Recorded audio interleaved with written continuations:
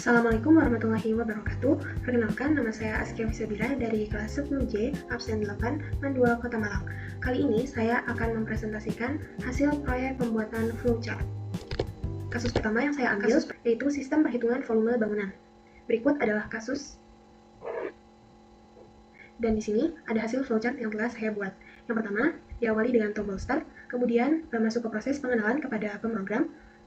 Di sini dikenalkan volume tabung V sama dengan 0, jari-jari tabung R sama dengan 0, tinggi tabung T sama dengan 0, dan Pi sama dengan 22/7. Kemudian masuk ke input R, jari-jari, dan T, tinggi tabung. Kemudian masuk ke proses penghitungan volume dengan rumus Pi kali R kali R kali T. Setelah proses selesai, maka akan di-output hasil dari volume.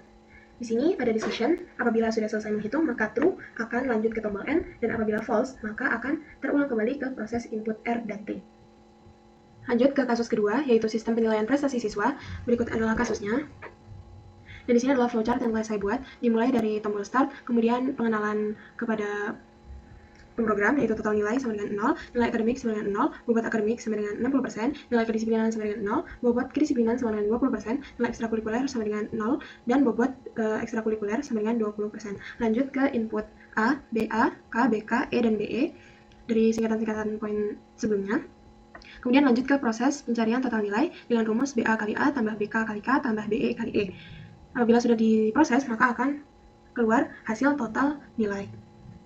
Kemudian di sini ada decision, apabila nilai sama dengan atau lebih dari 90, maka true-nya akan output predikat sangat baik. Kemudian lanjut ke tombol N, apabila false maka akan lanjut ke decision kedua, yaitu T sama dengan 89 hingga 75, maka apabila true akan keluar predikat baik dan lanjut ke N. Apabila salah, false, maka akan lanjut ke decision ketiga, yaitu T sama dengan 74 hingga 60, dan true-nya akan output predikat cukup dan lanjut ke tombol N.